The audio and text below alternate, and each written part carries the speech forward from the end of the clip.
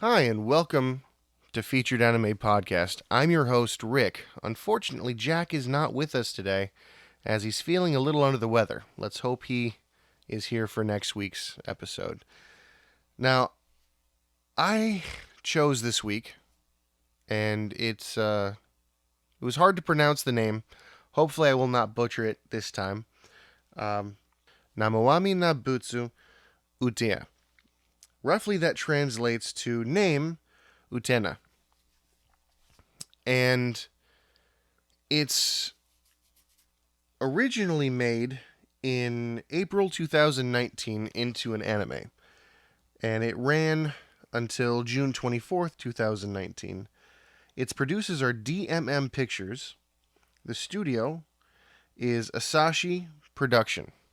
I'm not really familiar with either one of those. After watching this, I don't think I'd pursue something only because of their name. It was not necessarily a very good anime, in my opinion. The genre is fantasy. This was made from a game, so it's got a very straightforward plot line. You've got good guys, you've got bad guys. There are no in between.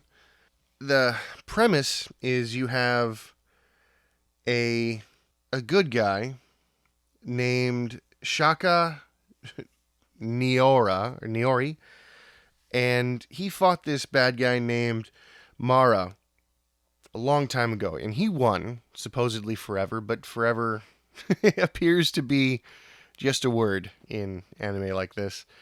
Anyway, what ends up happening is Mara attacks, and Mara seems to enhance the vices that the humans suffer from, essentially. Anger, greed, envy, that kind of thing. When you are angry at someone, or when you start to lose control, the Buddha, the 13 Buddha who are the good guys, see a black blob on you either grow or shrink, depending on whether you're in control of yourself or not. If your vice becomes too strong, the Buddha will come in and essentially kill the vice that is controlling you. And what I imagine that is for a regular person is it'll clear your head. It's an interesting thought, but gameplay, it makes perfect sense. You've got these bad things that are altering people. You take the bad things away, and no problem. Now, there are 13 Buddha in total. There appear to be more than 13 main characters. The two main characters, Bonten and Taishakuten, don't get along. And you find out later on that's the reason why they were brought together. Because from what I can see, each Buddha represents a different vice, essentially. And they're able to overcome and all that stuff, which is kind of awesome. But each Buddha has its own setback that you don't really discuss. It's really not talked about. Their leader is Shaka Nyorai, the 13 Buddha, and he's an all-around, like, super being. He's reached enlightenment and all that stuff, and he's just... He takes life very easily, very nonchalantly, and it frustrates others in their group a little bit. And it causes conflict and just confusion, to say the very least. But at the end of the day, he comes in and saves everybody, which is kind of expected.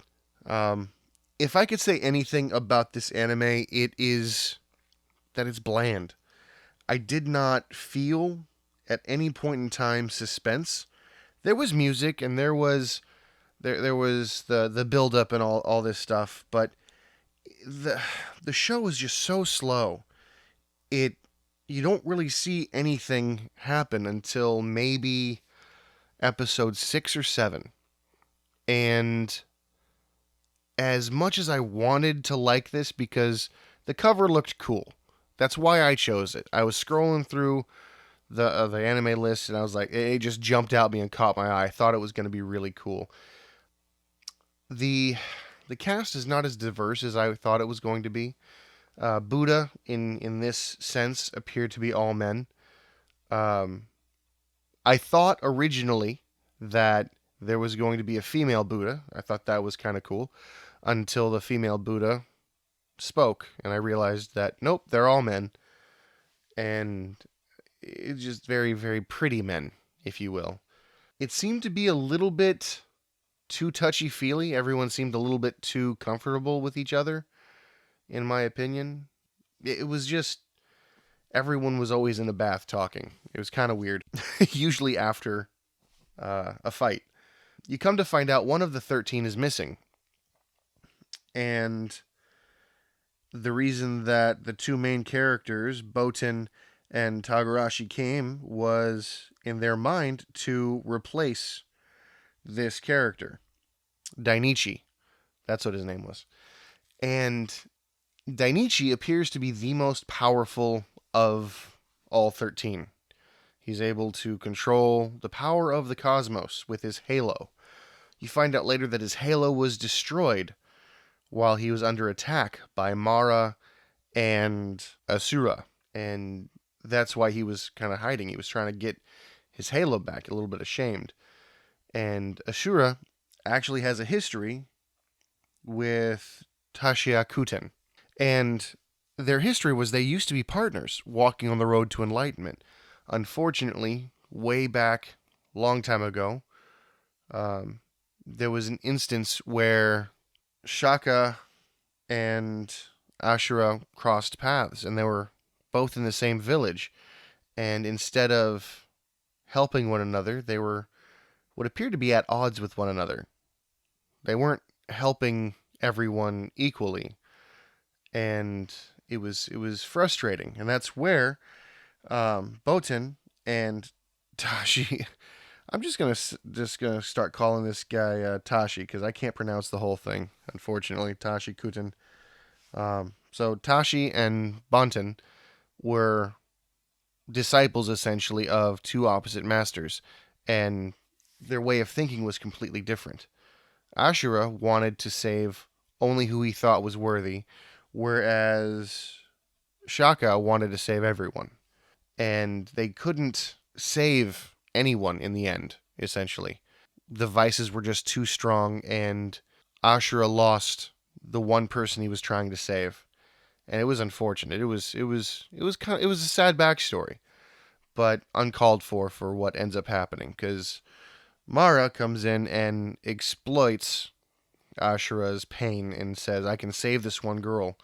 You just got to do what I say. And that's how the bad team ends up being a thing, and the good team, how they're separate, essentially. So they go into this whole big thing, and it's all centered around Dainichi's halo, because that's all powerful. They have to kill the vice and collect the golden orb of Dainichi's halo, which he hid in all the vices, which is why the vices were becoming more powerful. And a few boring episodes. Like, after episode 6, you find out who the bad guy is, Mara. You find out that Ashura is teamed up with Mara. You realize what their goal is, and not a lot happens. I should rephrase, fighting happens, but not a lot of substance. Nothing happens that is too, too permanent.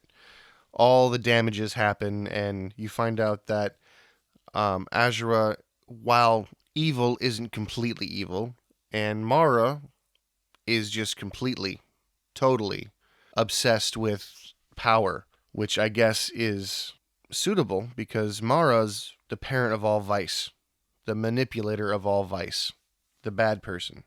And Mara ends up taking Shaka prisoner, essentially, and drips Shaka in vice, covers Shaka.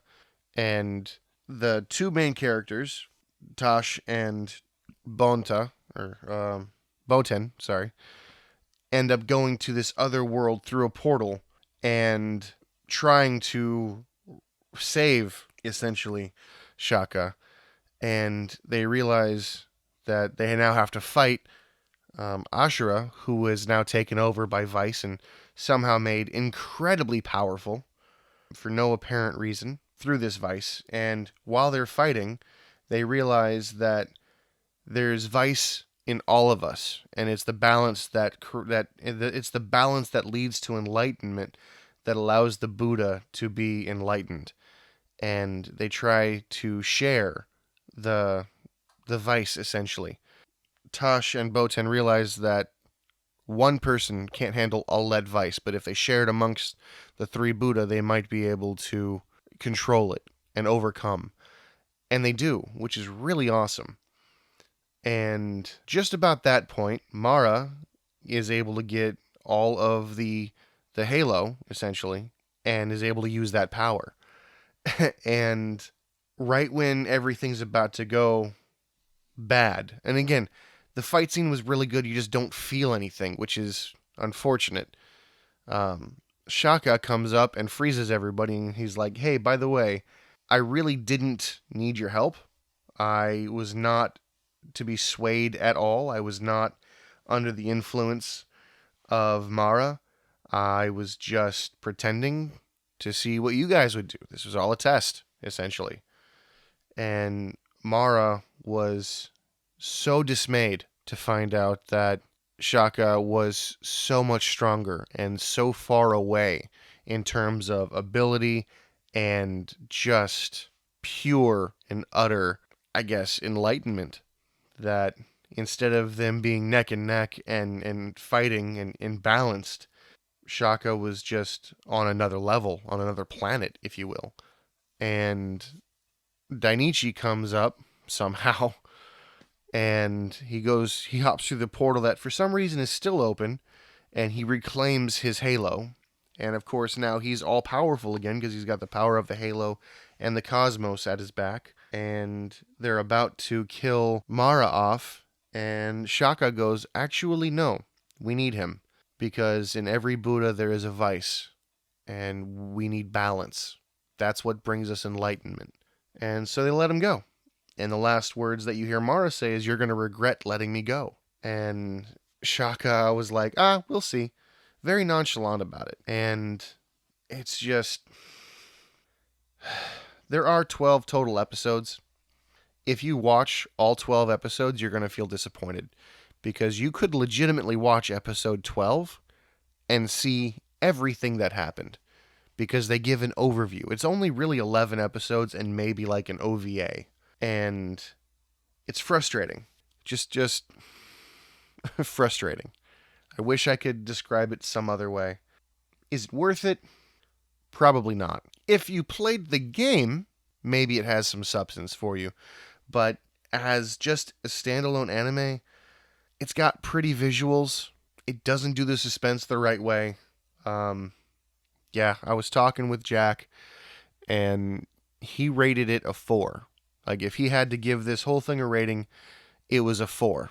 And as we all agreed, 1 to 10, 5 is meh, middle of the road. No feelings either way. To rate it a 4, which is below meh, it's a avoidance. It's saying something. And unfortunately, I'm going to have to agree. I'm going to rate this a 4 as well. For no other reason than it just didn't give me the feeling I was looking for. And that, I think, is, that's my time. Our next week is Jack's choice, and he has told me that it is going to be Phantom in the Twilight. It is 12 episodes long. It's a summer anime. It's rated PG-14. The release date was July 10th, 2018. I believe it is completed, and it is original storyline. Feel free to reach out to us with any questions, comments, or concerns of your own. And you can reach us at feudalaнимepodcast@gmail.com, or you can tweet at us at feudalaнимepod. Till next time, my name is Rick, and we'll see you later. Later.